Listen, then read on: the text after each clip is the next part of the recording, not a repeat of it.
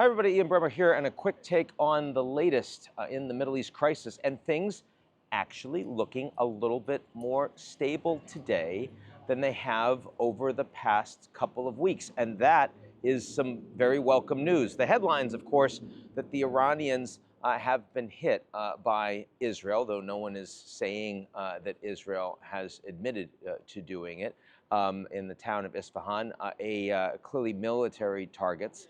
And the Iranians trying to knock down those missiles coming over.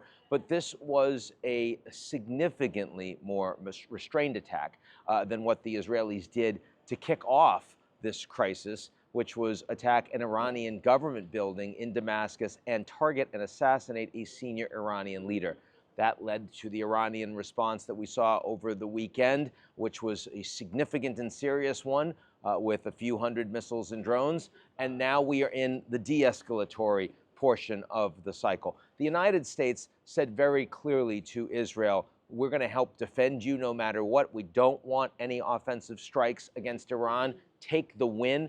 The fact that they said that meant that it was very, very likely that they were going to do something, but that something was going to be restrained, where if the Americans said, hey, just take it easy, don't do anything big, then they'd end up doing something bigger, right? I mean, you give them an inch, they take 2 inches. This is the way these things work.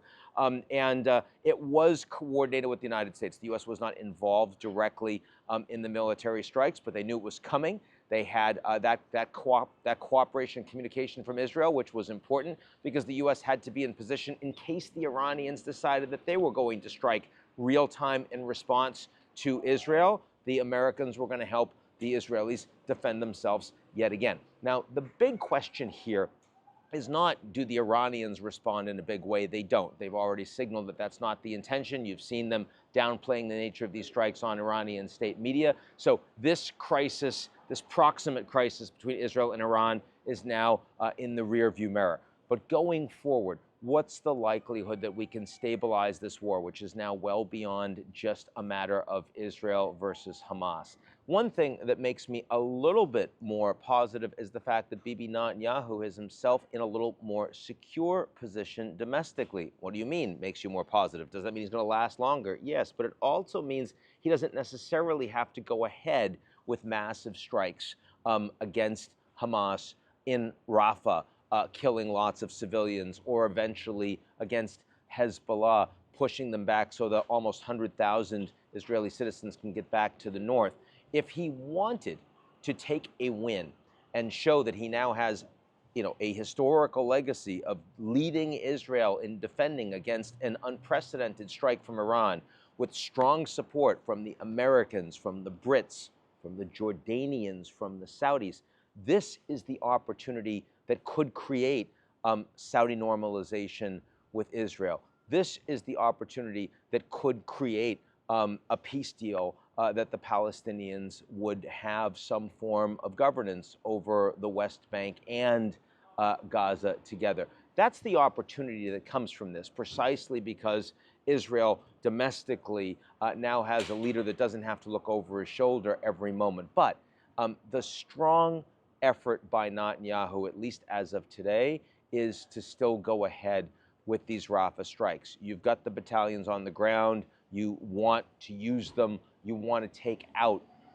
these Hamas leaders, irrespective of the civilian cost. And that continues to be very popular among the entire population in Israel as well. So when I think about the next couple of weeks, I think that you're not going to get a breakthrough deal on hostages with Hamas.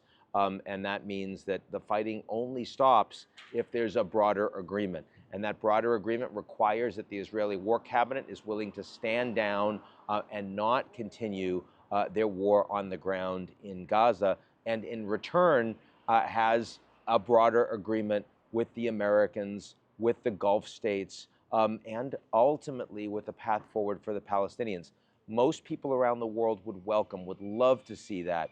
Getting the Israelis from here to there, especially when you are surrounded by enemies that consider you to be illegitimate as a country and refuse to recognize your right to exist, that makes it a lot harder. So that's where we are, but some breathing space for now. The mood in the United States certainly better than it was at any point over the last week and a half, and that's a good thing. That's it for me. I'll talk to y'all real soon.